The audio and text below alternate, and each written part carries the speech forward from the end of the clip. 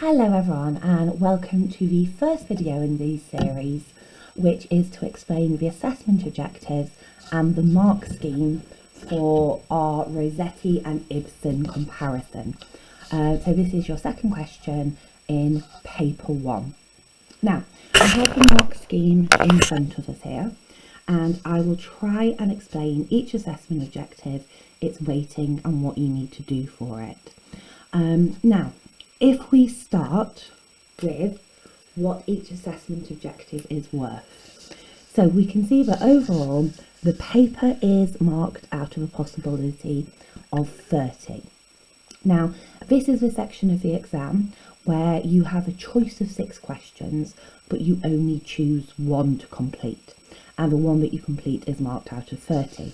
Now you have 4 relevant assessment objectives in this, and I'll go through them in chronological order.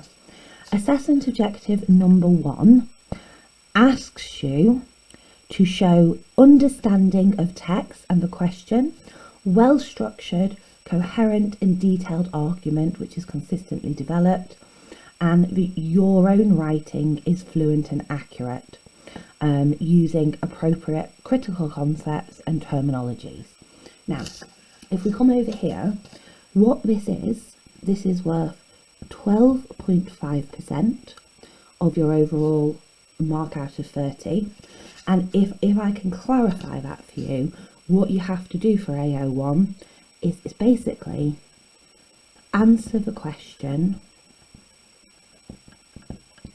showing understanding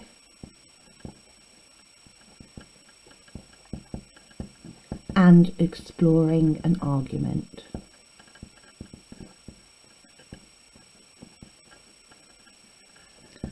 And while you're doing that, you are supporting it with all of the relevant terminology that you know.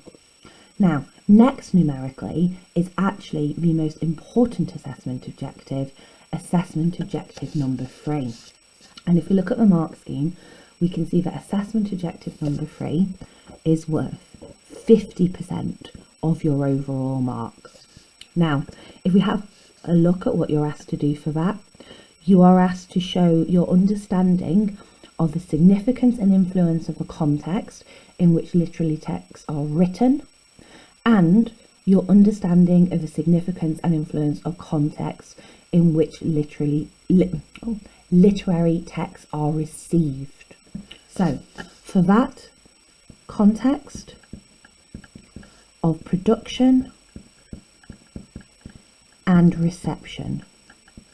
And what that effectively means, your context of production is looking at the lives of the writers, what society was like at the time, and it can also involve any literary traditions that they were writing in. Your aim is to show how all of those things may have influenced the writer's work. The context of reception, now that can be changing context over time. So it could be how a text is initially received and potentially how that has changed into modernity. Our third assessment objective is assessment objective number 4, and this is the second largest assessment objective as well. This is worth 25% of your overall mark. Now, what you're asked to do for assessment objective number 4 is to compare the relationship between the texts. So it's an important assessment objective, but it can be summarised simply with compare. And our final assessment objective is assessment objective number 5, and that is worth the same amount as number 1. It's a 12.5% of your overall mark. And what you have to do for this one is your argument and your judgment must be informed by exploration of different interpretations of the text. So to summarise, that is simply your different interpretations. Now, different interpretations when it comes to this question can cover a range of things. Primarily, you can look at critical interpretation, so what literary critics have said about the respective texts.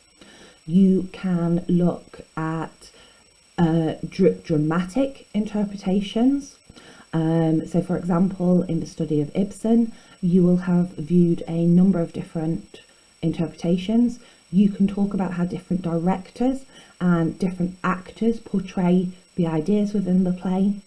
And you can also look at interpretations over time. Now, with interpretations over time, there is some crossover with context, because you could be looking, for example, at how feminist ideals may have been portrayed when the text was written, and how and how our views on those have changed.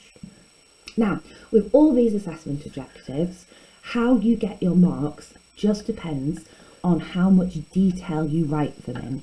Like all of our literature, the mark scheme goes from level 1 to level 6. Level 6 being the range of the highest marks. If you attain level 6, you'll get between 26 and 30 marks. Level 5 is 20 to 25, and level 4 is 15 to 19, and so on and so forth. Now, ideally, for grade C's and above, we need to be looking at level 4 and higher, and that is what I will be focusing on in the next couple of videos, how to attain those marks.